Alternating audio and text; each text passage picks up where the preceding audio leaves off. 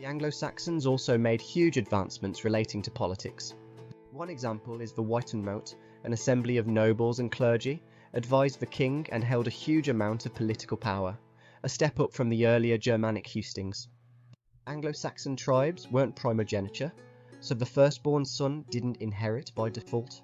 Instead, the Witanmought decided after a king's death, and if they were loyal, they'd take into account, or follow, the past king's wishes.